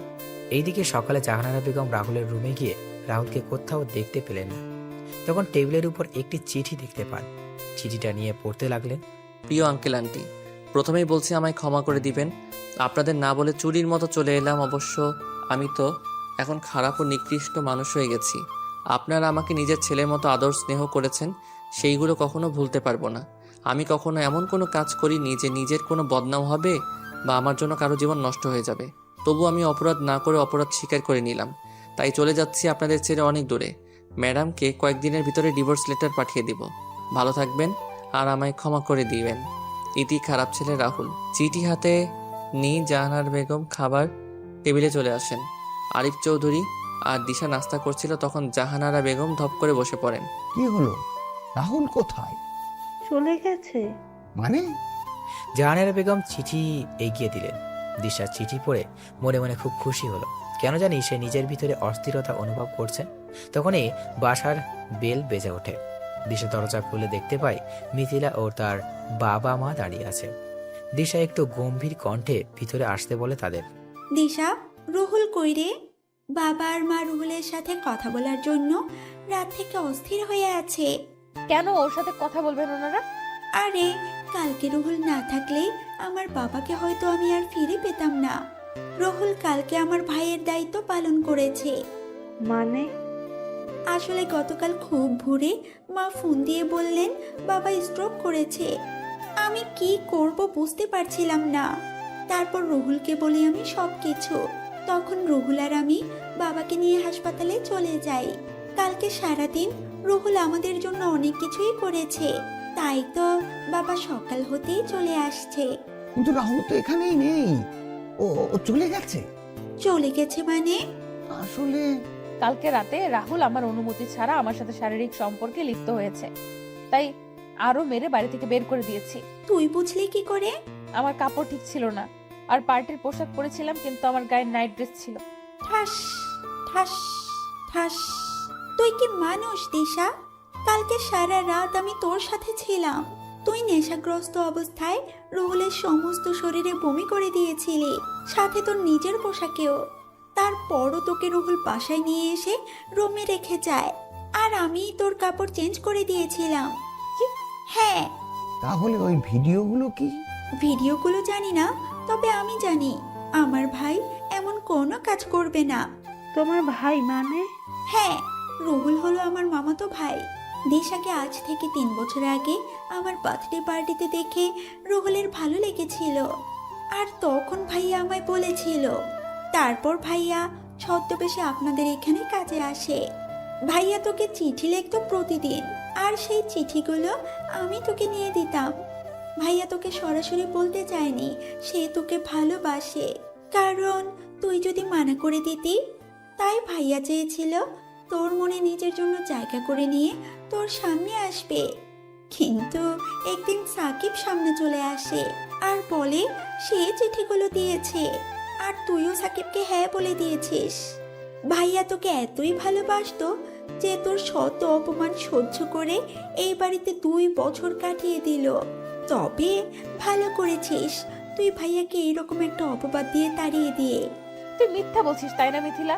নিজের ভাইকে বাঁচানোর জন্য তোর কাছে কি এমন প্রমাণ আছে যে তোর ভাই নির্দোষ? প্রমাণ এই দেখ ছবিগুলো। ভাইয়া তো তোকে এগুলোই দিত। আমি তোকে অনেকবার বোঝাতে চেয়েছিলাম, কিন্তু তুই বুঝতে চাসনি। আর আমার ভাইয়া কোনো ছোট লোক না, আমার ভাইয়া একজন বিসিএস ক্যাডার। তোর সাথে আজ থেকে আমার আর কোনো সম্পর্ক নেই। ভালো থাকিস, আর আমি ভাইয়াকে বলবো তাড়াতাড়ি করে তোকে ডিভোর্স দিয়ে দেওয়ার জন্য। তোর থেকে অনেক ভালো মেয়ে দেখে আমার ভাইয়ার বিয়ে দিব। বাবা মা চলো, এখানে আর 1 মিনিটও না। মিথিলা, চোখ miss Disha, enough is enough. তুই আমার ভাইয়াকে মেরে ফেলতে চেয়েছিলি দিশা? তুই এতটা অহংকারী হয়ে গিয়েছিলি, যার জন্য গুন্ডা পাঠিয়ে আমার ভাইয়াকে মারলি। আমার ভাইয়ার 2 হাতে জ্বলন্ত রড ঢুকিয়ে দিলি, সাথে বিষাক্ত বিষও দিয়েছিলি। জানিস, এত কিছুর পরও ভাইয়া কাউকে কিছু বলেনি, কারণ ভাইয়া তোকে ভালোবাসে দিশা। আর তুই কি করলি? বাহ দিশা বাহ। দিশা গুন্ডা দিয়ে মেরেছিল মানে? দিশা যখন জানতে পারলো রুহুল সাকিবের কথা আপনাকে বলেছে, সেটা শুনেই দিশা এমন একটা কাজ করে। তুই চিন্তা করতে পারছিস আমার ভাইয়া তোকে কতটা ভালোবাসে, যে নিজের জীবনের কথা চিন্তা না করে প্রিয় মানুষটার এমন ঘৃণিত কাজের কথা কাউকে বলেনি, আমাকেও বলতে চায়নি। কিন্তু আমি ভাইয়ার থেকে তার ভালোবাসার কসম দিয়ে কথাটা জানতে পেরেছি। মিথিলা কথাগুলো বলে সেখান থেকে চলে যায়। আরিফ চৌধুরী আর জাহানারা বেগম নিশ্চুপ হয়ে বসে আছেন। তারা রাহুলের সাথে কালকে যে ব্যবহারটা করেছেন, এরপর তারা আর কিছু বলবে কি করে? দিশা মিথিলার মুখে সব শুনে নিস্তব্ধ হয়ে যায়। দিশা তার রুমে চলে যায়। দিশা রুমে গিয়ে কি করবে বুঝতে পারছে না। দিশা রুমে গিয়ে চিঠিগুলো বের করে জ্বালিয়ে দিল। দিশার যেন কান্নার বেগ বাড়তে লাগলো। এদিকে রাহুল নিচে এসে খাওয়া দাওয়া করে আয়ানকে নিয়ে ছাদে চলে যায়। কিছুক্ষণ ভাবি এসে রাহুলের পাশে দাঁড়ান। তখন রাহুল পড়ে। ভাবি কিছু বলবে? তোর কি হয়েছে আমায় বল। তুই গেলি হাসি মুখে আর ফিরলি কালো মুখে। ভাবি, সব কিছু বললাম ভাবিকে। এখন কি করবি? ডিভোর্স হয়ে যাবে। রাহুলের ফোন বেজে ওঠে। রাহুল ফোন নিয়ে কিছুটা দূরে চলে যায়। কিছু সময় পর কথা বলে রাহুল তার ভাবির কাছে চলে আসে। তখন ভাবি বলেন, কে কল দিয়েছিল আর কোথায় যাবি? পুরনো কিছু আগাছা পরিষ্কার করতে। আগাছা পরিষ্কার করার সময় হয়ে গেছে। রাহুল তুই কিন্তু। ভাবি, তুমি তো সব জানোই, তাহলে আর কিছু বলবে না প্লিজ। কবে যাবি তুই? আজকে রাতেই যাব। আচ্ছা। রাতের বেলা রাহুল তার ভাবিকে বলে বেরিয়ে পড়ে তার কাছে। রাহুল পুরাতন জঙ্গলের ভিতরে বাড়িতে প্রবেশ করে তার গুপ্ত জায়গায় চলে যায়। সেখানে গিয়ে রাহুল সবার সাথে কথা বলে সবাইকে নিয়ে কিছু সময় পর রেডি হওয়ার জন্য বলে তার নিজের রুমে চলে যায়। রুমে গিয়ে ভাই আর মেয়ের ছবির দিকে তাকায় আর মা আর ভাইয়ের সাথে কাটানোর সময়গুলো মনে করে রাহুলের চোখ ভিজে ওঠে। রাহুল চোখের জল মুছে বলে ওঠে, মা, ভাইয়া, তোমাদের খুনিদের আমি খোঁজ পেয়ে গেছি এবং খুব তাড়াতাড়ি শেষ করে দিব। আজকে একজনের জীবনের শেষ দিন হতে চলেছে। আমায় তোমরা আশীর্বাদ করো শুধু। রাহুল তার টিমের সবাইকে নিয়ে বেরিয়ে পড়ে একটা ফ্যাক্টরির উদ্দেশ্যে। ফ্যাক্টরিতে পৌঁছে কোনো কথা ছাড়াই গুলি করতে লাগে। মুহূর্তের মধ্যেই ফ্যাক্টরি পরিণত হয় শ্মশানে। রাহুল ফ্যাক্টরি থেকে কিছু কাগজ নিয়ে বের হয়ে যায় এবং বোমার ফ্যাক্টরি উড়িয়ে দিল। রাহুল সবাইকে চলে যেতে বলে। রাহুল চলে যায় তার বাড়িতে। রাহুল বাড়িতে গিয়ে ফ্রেশ হয়ে এসে ঘুমিয়ে পড়ে। পরদিন সকালে নিউজে বলছে কয়েকদিন আগের সর্দারের পোস্টারে তাহলে সত্যি হলো। সর্দার তার আগমনের চিহ্ন দিয়ে দিয়েছে। কালকে রাতে একটা পরিত্যক্ত ফ্যাক্টরিতে তৈরি হওয়া বিষাক্ত কেমিক্যালের মেশিন ও সকল লোকেদের হত্যা করা হয়েছে। সর্দারের next target mafia king Tony ভাই। পরের দিন সকালে রাহুলের ঘুম থেকে উঠে নাস্তা করে বের হয় গ্রামের দিকে। রাহুল তার বাজারে চলে যায়। সেখানে গিয়ে দেখতে পায় তার সব বন্ধুরা বসে আড্ডা দিচ্ছে। রাহুলও তাদের সাথে আড্ডায় যোগ দিল। এদিকে দিশা সকালে ঘুম থেকে উঠে নাস্তা করে বের হয়ে যায় কলেজের উদ্দেশ্যে। কলেজে গিয়ে সবার সাথে আড্ডা দিয়ে বসে সবাই কথা বলছে, হাসাহাসি করছে। কিন্তু দিশা কেন জানি হাসতে ভুলে গিয়েছে। তার মনে হচ্ছে তার কাছ থেকে কিছু একটা হারিয়ে যাচ্ছে। সব মিলিয়ে দিশা সবকিছু বিরক্ত লাগছে। দিশা কোনো কথা না বলে বাসায় চলে আসে। বাসায় এসে নিজের রুমে গিয়ে বসে পড়ে। দিশা কি করবে বুঝতে পারছে না। এইভাবে কেটে যায় 10 দিন। এই 10 দিনে দিশা বুঝতে পেরেছে রাহুল তার সাথে মিশে গেছে। দিশা রাহুলকে ছাড়া থাকতে পারবে না। দিশা প্রতি মুহূর্তে রাহুলকে মিস করছে। দিশা বুঝতে পারছে না কি করবে। আমার এমন কেন হচ্ছে? আমি তো রাহুলকে সহ্য করতে পারি না। তাহলে কেন রাহুলের কথা আমার বারবার মনে হচ্ছে? আচ্ছা, তাহলে আমি কি রাহুলকে ভালোবেসে ফেললাম? হ্যাঁ, হয়তো আমি রাহুলকে ভালোবেসে ফেলেছি। দিশা ফ্রেশ হয়ে বাসা থেকে বের হতে যাবে, তখনই আরিফ চৌধুরী বললেন, কোথায় যাচ্ছ তুমি? বাবা, মিথিলার কাছে যাচ্ছি। কেন? বাবা, আমায় রাহুলের কাছে যেতে হবে। আমার এমন কাজের জন্য ক্ষমা চাইতে হবে। কেন ছেলেটাকে আবার মারবি? না মা, নিজের কাজের জন্য ক্ষমা চাইবো। কিন্তু রাহুল তো ডিভোর্সের কাগজ পাঠিয়ে দিয়েছে। এই যে কাগজ। দিশা কাগজটা ভালো করে একবার দেখে কাগজটা ছিঁড়ে ফেলে দেয় আর বলে, আমি এই ডিভোর্স মানি না, আমি গেলাম। দিশা মিথিলার উদ্দেশ্যে বেরিয়ে পড়ে। দিশা মিথিলার বাসার সামনে এসে বেল বাজায়। কিছুক্ষণ পর মিথিলা এসে দরজা খুলে দিল। দিশা মিথিলার হাত ধরে বলে ওঠে, দোস্ত, তুই আমায় ক্ষমা করে দে। তুই আমায় রাহুলের কাছে নিয়ে চল প্লিজ। কেন? আর কিছু বাকি আছে যা তুই আমার ভাইয়ের সাথে করিসনি? না এখন প্রাণে মেরে ফেলবি? দোস্ত, তুই এত নিষ্ঠুর হোস না। আমি তোর পায়ে পড়ি, প্লিজ তুই আমায় নিয়ে চল। আমি এই কয়দিনে বুঝতে পেরেছি রাহুল আমায় কতটা জুড়ে আছে। আমি পারবো না আমার ভাইকে আর কষ্ট পেতে দেখতে। এখন গিয়ে বন্ধুত্ব করবি, তারপর আবার আঘাত করবি। তার চেয়ে ভালো হবে তুই সরে দাঁড়া আমার ভাইয়ের জীবন থেকে। একটা ছেলে কতটা ভালোবাসলে নিজের আলিশান বাড়ি ছেড়ে তোদের বাসায় চাকরের কাজ করে। তোর ভালোবাসা লাগবে না আমার ভাইয়ের। যা তুই এখন। কি বলবো আমি বুঝতেই পারছি না। আমি পাথরের ন্যায় শক্ত হয়ে গেলাম। মিথিলা যখন আমার সামনে থেকে চলে যাবে, তখন আমি মিথিলার পা জড়িয়ে ধরে কান্না করে বললাম, আমায় একটু দয়া কর তুই। আমি আমার ভুল বুঝতে পারছি। আমি একটিবার ক্ষমা করে দে তুই, প্লিজ মিথিলা, প্লিজ। মিথিলার বাবা মা এসে বলেন দিশাকে যেন রাহুলের কাছে নিয়ে যায়। মিথিলা দিশাকে তার পা থেকে তুলে বলে, এবারে কিন্তু তোর শেষ সুযোগ। এরপর আমার ভাইয়ের সাথে খারাপ ব্যবহার করলে তোর খবর আছে কিন্তু। তবে আমি জানি না ভাইয়া তোকে ক্ষমা করে দেবে কিনা। আজকে মামা কল দিয়েছিল, আজকে ভাইয়াকে দেখতে মেয়ে পক্ষ আসবে। হ্যাঁ, কথা দিলাম এমন কাজ আর কখনো করব না, কখনোই হব না আমি বেঁচে থাকতে। তাহলে চল। কালকে আমরা সবাই যাব, তুইও কালকে আঙ্কেল আন্টিকে নিয়ে আমাদের বাসায় চলে আসিস। আচ্ছা। দিশা খুশি মনে বাসায় চলে আসে, কিন্তু মিথিলার শেষের কথা শুনে তার কেমন জানি ভয় হতে লাগলো। এদিকে রাহুল বাসায় এসে খাওয়া দাওয়া শেষ করে রুমে চলে আসে। রাহুল তার ল্যাপটপে বসে কাজ করছিল, তখন রাহুলের ফোন বেজে ওঠে। রাহুল ফোন হাতে নিয়ে দেখতে পায় আননোন নাম্বার। রাহুল ল্যাপটপের সাথে ফোন কানেক্ট করে দেখতে পায় টনি ভাই নামে সেভ করা। রাহুল ফোন রিসিভ করে বলে, জেনে গেছিস তাহলে তোর ভাই আমার হাতে? দেখ, তুই কিন্তু কাজটা ঠিক করছিস না। তুই এবং তোর ভাই মিলে আমার মা আর ভাইকে মেরেছিস, তখন মনে ছিল না? এবার দেখবি ভাই হারানোর ব্যথা কেমন হয়। দেখ, তুই কি এবার দেখবি তো তুই কি হয় সামনে। তোর সাথে অনেক হিসাব পরিষ্কার করা বাকি আছে টনি। তোর পরিবারের সবাইকে শেষ করে দিব আমি। আচ্ছা কর, কালকে তোকে দেওয়ার জন্য একটা পার্সেল রেডি করে রেখেছি। পার্সেল ডেলিভারির টাইম রাত 12টা থেকে 30 মিনিট। রাহুল ফোনটা কেটে দিয়ে আবার কাজে ব্যস্ত হয়ে যায়। আর টনি ভাই কল দিল তার লোককে। হ্যাঁ ভাই, বলেন। আমি ওর পরিবারের ইনফরমেশন চাই। আমি জানি আমার ভাইকে আমি বাঁচাতে পারবো না, তার চেয়ে ওর পরিবারের সবাইকে শেষ করে দিব আমি। বস, আমি কিছুক্ষণের মধ্যে আমি পাঠিয়ে দিচ্ছি আপনাকে। আচ্ছা, আর শোন, সাবধানে থাকবি। ভাই। ওই বস যখন ফোন রেখে বের হতে যাবে, তখনই কয়েকজন এসে বসকে নিয়ে যায়। আর রাত 12টায় রুমের ভিতর থেকে বস চিৎকার করছে, কিন্তু কেউ শুনছে না। 12টা 10 মিনিট রুমে প্রবেশ করে বহুরূপী ভয়ঙ্কর হায়না সর্দার বস তখন বলে, দেখো সর্দার, আমায় ক্ষমা করে দাও। তুমি চাইলে আমি টনির সকল ইনফরমেশন তোমার দিয়ে দিব, তবু আমার ছেড়ে দাও। আমার মা ও তোদের আমার ভাইকে ছেড়ে দিতে বলেছিল, কিন্তু তোরা ছেড়ে দিয়েছিলি কি? আমার অনেক বড় ভুল হয়েছে, আমার ক্ষমা করে দাও।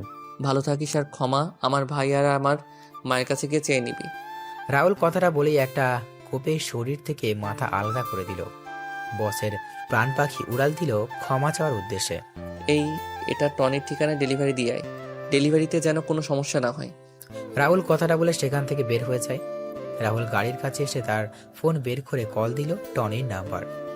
টনি, পার্সেল রেডি করে দিয়ে আসলাম, কিছুক্ষণের মধ্যে ডেলিভারি পেয়ে যাবি, অপেক্ষা কর।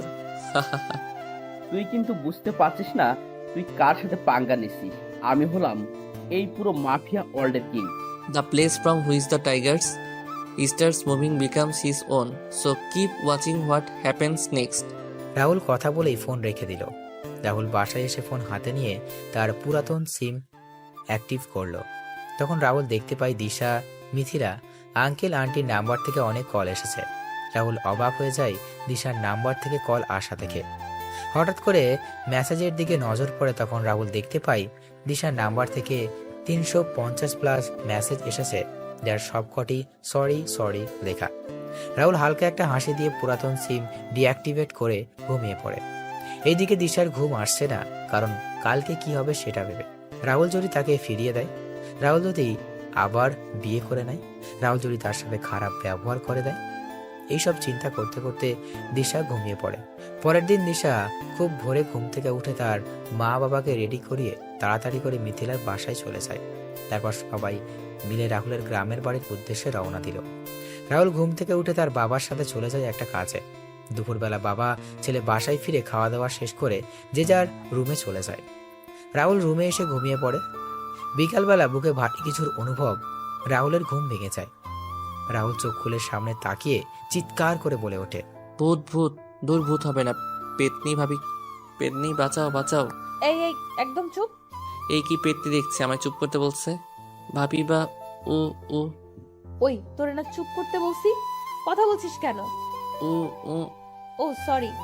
হাত সরিয়ে নিলাম রাহুলের মুখ থেকে। জোরে জোরে শ্বাস নিয়ে বললাম, এই কে আপনি? আমার রুমে কি? আর ওই ডাকিনির বেশি কেন? কি বললি? আমি ডাইনি? মানে? তাড়াতাড়ি করে আমি নিজের হাতে চিমটি কেটে ফেললাম। না, এটা তো সত্যি। আপনি এখানে কি করে, কি জন্য এসেছেন? রাহুল, আমি আমার কাজের জন্য সরি, প্লিজ আমায় ক্ষমা করে দাও। আমি না জেনে তোমার সাথে অনেক খারাপ ব্যবহার করেছি। আপনাকে এখানে নিয়ে আসছে কে? আমি তো আপনাকে ডিভোর্স লেটার দিয়ে দিয়েছি, তাহলে এখানে আসছেন কেন? আমি আসছি তোমার স্ত্রীর অধিকারে। আমি মানি না এসব ডিভোর্স। দেখুন, এসব না বলে সন্ধ্যা 6টার ট্রেন ধরে চলে যান আপনার বাসায়। আমি যাব না। আমি এখানে থাকার পারমিশন পেয়ে গেছি।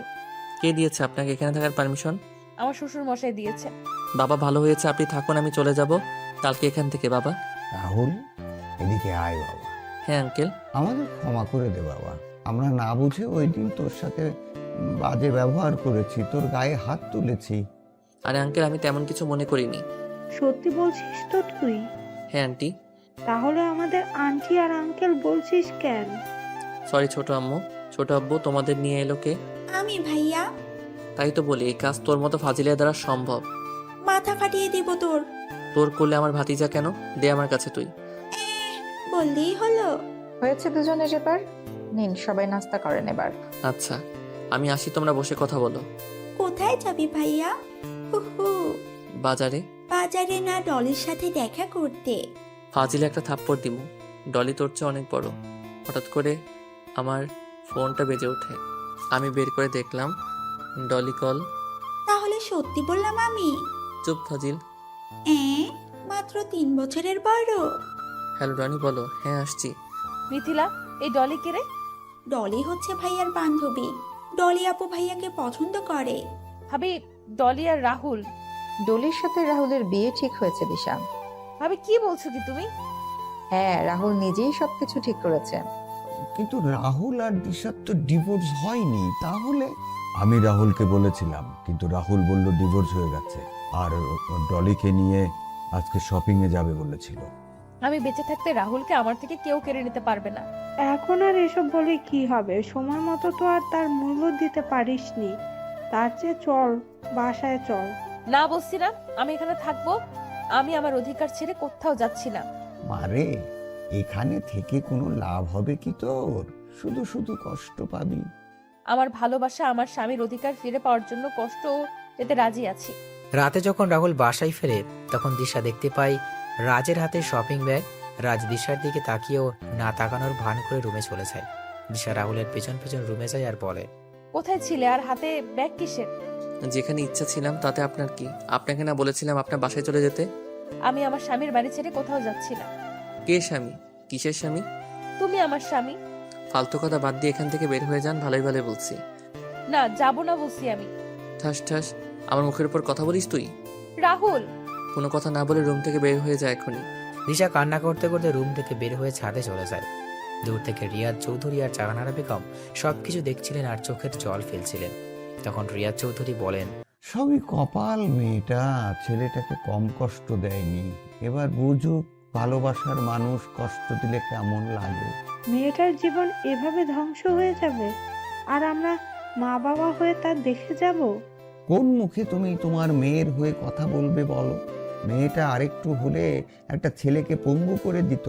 তুমি বুঝতে পারছো না কেন? মেয়েটার কান্না আমি যে সহ্য করতে পারছি না। এইদিকে তার ডান বসের জানালা থেকে এসে এক নাগাড়ে ড্রিঙ্কস করে যাচ্ছে, কিন্তু কিছুতেই তার নেশা হচ্ছে না। টনি তার ভাই সাকিবের ছবির দিকে তাকিয়ে বলছে, সাকিব ভাই, আমায় ক্ষমা করে দিস। আমি তোকে বাঁচাতে পারলাম না। জানি না তুই বেঁচে আসিস কিনা। আমায় ক্ষমা করে দিস ভাই। তবে কথা দিচ্ছি, ওই সর্দারকে আমি শেষ করে দিব। সাকিব চিৎকার করছে, কিন্তু তার চিৎকার দেওয়ালে আঘাত পেয়ে আবার ফিরে আসছে। হঠাৎ করে দরজা ঠেলে ভিতরে প্রবেশ করে রাহুল। রাহুলকে দেখতে পেয়ে সাকিব বলে ওঠে, রাহুল তুই? সর্দার বলো। কি, তার মানে তুই সর্দার? হ্যাঁ আমি সর্দার। তুই আর তোর ভাই মিলে আমার ভাই আর মাকে মেরেছিস, সাথে আমার ভালোবাসাকে আমার থেকে দূরে সরে করেছিস। এবার তোকে আমি পৃথিবী থেকে দূর করাবো। দেখ, আমার ভুল হয়েছে, আমায় ক্ষমা করে দে। আমি আমার সকল কাজের জন্য অনুতপ্ত। আমি সবকিছু স্বীকার করে নিচ্ছি তো। আমার আদালতে আমি কাউকে ছাড় দেই না, তোরও কোনো ছাড় নেই। যা, তুই চলে যায়। খুব তাড়াতাড়ি তোর ভাইকেও পাঠিয়ে দিব। কথাটা বলে রাহুল তার পিস্তলের সকলগুলি সাকিবের শরীরে ঢুকিয়ে দিল আর তার লোকেদের বলল লাশটা যেন টনি ঠিকানায় পৌঁছে যায়। রাহুল বাসায় চলে যায়। রাত 8টায় টনি বসে আছে আর তার ভাইয়ের প্রাণহীন হিম শীতল দেহের কাছে। টনির চোখ থেকে পানি ঝরছে আর মনের ভিতর আগুন দাউ দাউ করে বাড়ছে। টনির সমস্ত লোকেরা এসে জমা হয় তার বাড়িতে। এইদিকে রাহুল বাসায় ফিরে ফ্রেশ হয়ে এসে সবার সাথে কিছু সময় আড্ডা দিয়ে খাওয়া দাওয়া করে তার রুমে চলে যায়। রাহুল সবেমাত্র বিছানায় শুয়েছে, তখনই দিশা রুমের দরজা ঠেলে ভিতরে ঢুকে দরজা লাগিয়ে দিল। রাহুল সামনে তাকিয়ে দিশাকে দেখে বলে ওঠে, কি ব্যাপার, আপনি আমার রুমে কেন? আমার জামাইয়ের রুমে আমি থাকবো না তো কে থাকবে? জামাই মানে? আপনাকে বললাম না আমাদের ডিভোর্স হয়ে গেছে। আমার আগের কাজের জন্য আমি ক্ষমা চেয়েছি তো, তাহলে কেন এমন করছো? আপনি অন্য রুমে গিয়ে ঘুমিয়ে পড়েন, শুধু শুধু ঝামেলা করছেন কেন? আমি যাব না, আমি এই রুমে ঘুমাবো। দিশা কথাটা বলে যেই বিছানায় উঠতে যাবে, তখন রাহুল দিশার গালে ঠাস ঠাস করে থাপ্পড় বসিয়ে দিয়ে বলে ওঠে, বিছানায় উঠছেন কেন? তাহলে কোথায় ঘুমাবো আমি? আর তুমি আমায় মারলে। মাটিতে বা বেলকনিতে ঘুমাতে পারেন, এটা কেবল শুরু, গুনে গুনে হিসাব হবে। বাইরে তো অনেক ঠান্ডা, তাহলে আমি ঘুমাবো কি করে? সেটা আমি কি করে বলবো? আচ্ছা। দিশা যখন বালিশ নিয়ে বেলকনিতে যাবে, তখন রাহুল দিশাকে থামিয়ে দিয়ে বলে, থাক, আপনি বিছানায় ঘুমান, আমি সোফায় ঘুমাবো। আমি তো আর অমানুষ না। এক বিছানায় ঘুমালে কি হবে? ওই যে ছোট লোক মানুষ আমি। রাহুল সোফায় গিয়ে লাইট নিভিয়ে ঘুমিয়ে পড়ে, আর দিশা তাকিয়ে আছে রাহুলের দিকে। রাহুল মাঝরাতে কান্নার শব্দ শুনতে পায়। রাহুল তাকিয়ে দেখতে পায় দিশা কান্না করছে। তখন রাহুল বলে, আবার যদি কান্নার শব্দ আমার কানে আসে তাহলে লাথি দিয়ে রুম থেকে বের করে দিব, যত সব ন্যাকামো। দিশা কান্না বন্ধ করে শুয়ে পড়ে। পরের দিন সকালে রাহুল নাস্তা করে বের হয়ে যায় বাসা থেকে। দিশা ঘুম থেকে উঠে বিছানায় খুঁচিয়ে নিচে চলে যায়।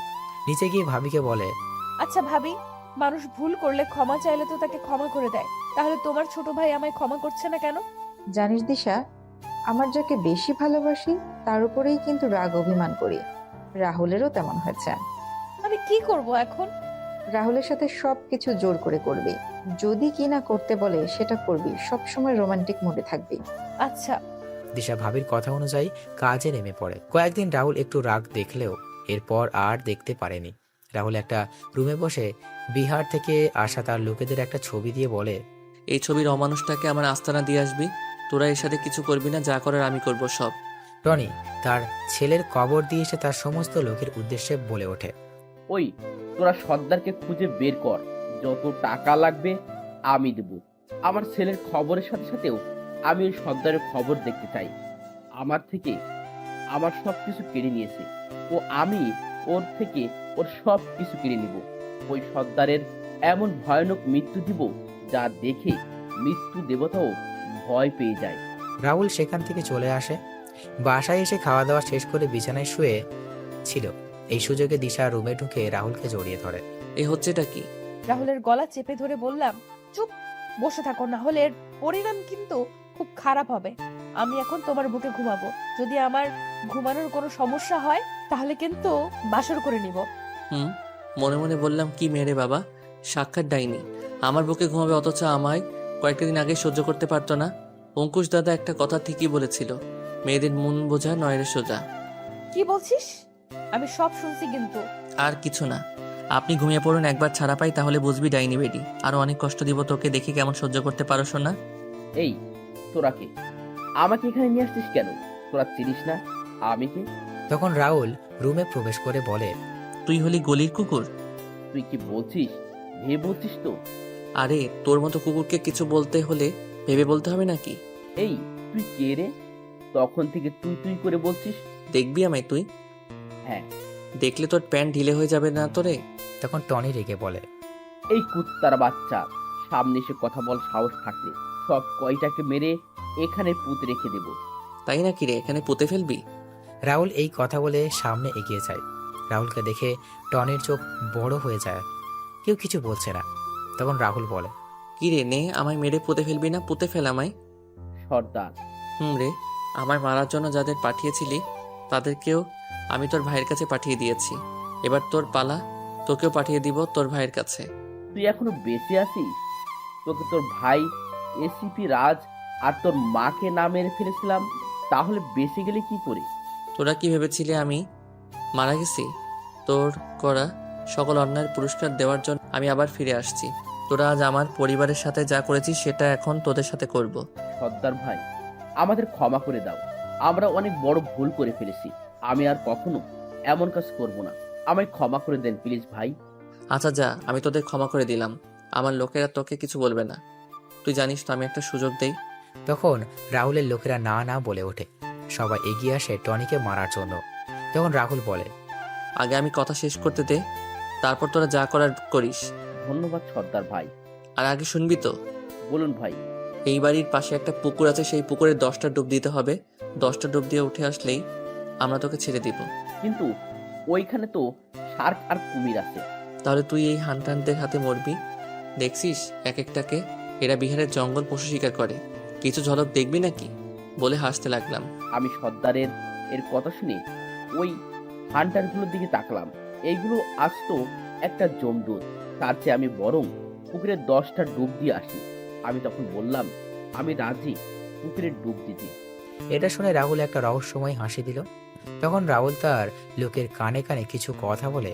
রাহুলের কথা শুনে রাহুলের লোকের একটা হাসি দিয়ে টনিকে নিয়ে যায়। কিছুক্ষণ পর শোনা গেল টনির ভয়ানক আত্মচিৎকার। সেই আত্মচিৎকারের সাথে পুকুরের জলের শব্দ, আর এইদিকে ভয়ানক হাসি। রাহুলও তার লোকেদের রাহুলের এই সব কিছু শুনে আর বুঝতে বাকি রইল না কি হচ্ছে। রাহুলের লোকেরা তাড়াতাড়ি পুকুরের পাড়ে গিয়ে দাঁড়িয়ে দেখছে আর হাসছে। সব যখন ঠান্ডা হয়ে গেল, তখন রাহুল উপরের দিকে তাকিয়ে 2 ফোঁটা চোখের জল ফেলে একটা দীর্ঘ শ্বাস ফেলে। রাহুল তার লোকেদের উদ্দেশ্যে তাকিয়ে বলে, কিরে, এবার তোদের রাগ কমেছে? সবাই একসাথে চিৎকার দিয়ে বলে ওঠে, হ্যাঁ ভাই হ্যাঁ। রাহুল রাতে বাসায় ফিরে খাওয়া দাওয়া করে সোফায় গিয়ে শুয়ে পড়ে। পরের দিন সকালে ঘুম থেকে উঠে নাস্তা করে তার অফিসে চলে যায়। রাতের বেলা সবাই বসে খাবার খাচ্ছিল। রাহুল দেখতে পায় দিশার পাশে জায়গা খালি। রাহুল সেখানে না বসে সোফায় বসতে যাচ্ছিল। তখন ভাবি রাহুলকে বলেন, রাহুল খেতে বস সবার সাথে, ওইদিকে কোথায় যাচ্ছিস? ভাবি টিভি দেখবে তো, আর তুমি খাবারটা বেড়ে দাও, আমি এখানে বসে খেয়ে নিব। ভাবি তুমি বসো, আমি খাবার বেড়ে দিচ্ছি।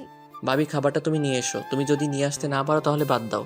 দিশা রাহুলের কথা শুনে খাবার বাড়তে গিয়েও বাড়ল না। ভাবি কোনো কথা না বলে খাবার নিয়ে রাহুলের কাছে দিয়ে আসে। রাহুল খাবার খেয়ে তার রুমে চলে যায়। রুমে গিয়ে রাহুল ডলিকে শুনিয়ে শুনিয়ে ডলির সাথে কথা বলছিল। দিশা সেগুলো শুনেও কিছু বলল না। রাহুল কিছু সময় পর ঘুমিয়ে পড়ে। মাঝরাতে রাহুলের ঘুম ভেঙে যায়। রাহুল দেখতে পায় দিশা তার পায়ের কাছে পা জড়িয়ে ধরে ঘুমিয়ে আছে। দিশার এই অবস্থা দেখে রাহুলের কষ্ট হলেও রাহুল কিছু বলল না। এইভাবে দিন চলে যাচ্ছিল। রাহুল অফিস থেকে ফিরছিল, তখন তার ভাবি রাহুলকে তার সাথে বাসার বাইরে আসতে বলেন। রাহুল কি শুরু করে দিচ্ছিস তুই? আর মেয়েটাকে কত কষ্ট দিবি? এখনো তো কিছুই করিনি। আমার সাথে কি কি করেছে তুমি জানো? এই, তাহলে তুই ওকে ভালোবাসতি? এটা তোর ভালোবাসার প্রমাণ। মেয়ে আজকে এখানে এসেছে 2 মাসের উপরে, তুই কি কম অত্যাচার করেছিস? মেয়েটার সাথে ভালো করে কথা বলেছিস? কিন্তু ভাবি, জানিস তো রাহুল, ক্ষমা করে দেয়া হচ্ছে মানুষের সবচেয়ে ভালো গুণ। আমি কি বলেছি তুই সেটা নিশ্চয়ই বুঝতে পারছিস। ভাবি। পরের দিন রাহুল ছাদে দাঁড়িয়ে আছে। তখন দিশা রাহুলের কাছে এসে বলে ওঠে, তাহলে সমস্ত খুনিদের মেরে ফেললে কি সুন্দর ছাদে বসে সিগারেট টানছো মনের সুখে, একেবারে ইনোসেন্ট ছেলে। আমি মেয়ে কণ্ঠ শুনে পিছনে তাকালাম, দেখলাম উক্ত কথাগুলো দিশা বলছে। আমি বললাম, মানে কি বলছেন কি? ইন্টারপোল অফিসার রাহুল আর সন্ত্রাসীদের আতঙ্কের নাম সর্দার মানুষটা যে তুমি, আমি সেটা জানতে পেরেছি। কি যাতা বলছেন? সত্যি বলছি আমি। কি প্রমাণ আছে আপনার কাছে? প্রমাণ দেখতে চান আপনি? কি প্রমাণ? প্রমাণ হলো আপনার এই ব্যাজ, আপনার এই আইডি কার্ড। এগুলো কোথায় পেলেন আপনি? আজকে তোমার রুম পরিষ্কার করতে গিয়ে। আমার জিনিস কাকে জিজ্ঞেস করে হাত দিয়েছো তুমি? আমার অধিকার আছে তাই দিয়েছি। বেশি কথা না বলে রেডি হয়ে নাও, আজকে আমাদের বিয়ে। বিয়ে মানে? আজকে তোর বিয়ে দিশার সাথে। কি আমি করব না বিয়ে? কেন? যে ঝগড়াটে মেয়ে, কথায় কথায় ঝগড়া করে আর অহংকারীও। আরে ভাইয়া, তোদের মানাবে খুব সুন্দর। ওরে বান্দরনি, তুই কোথায় ভাইকে সাপোর্ট করবি তা না করে ওই ভয়ঙ্করী মেয়েকে সাপোর্ট করছিস। তখন দিশা রাহুলের সামনে এসে দাঁতে দাঁত চেপে বলে, ওনার সাথে আমার কিছু কথা আছে, তোমরা ছাদে থাকো, আমরা কথা শেষ করে আসছি। এই কথা বলে দিশা রাহুলকে টানতে টানতে নিচে নিয়ে আসে। আর এইদিকে সবাই হাসছে। দিশা রাহুলকে তার রুমে নিয়ে গিয়ে দরজা লাগিয়ে রাহুলের কলার টেনে পড়ে। কি বললি তুই? আমায় বিয়ে করবি না? ঠিকই বলছি। আর তুমি আমায় তুই তুই করে বলছো কেন? বেশ করেছি বলেছি। ভালোই ভালোই বিয়ে করতে রাজি হয়ে যাও, না হলে কি জুতা দিয়ে আবার মারবেন? তিতো চাইলে মারতে পারেন। এখনই বাসর করে নিব। কি বেয়াদব মেয়ে।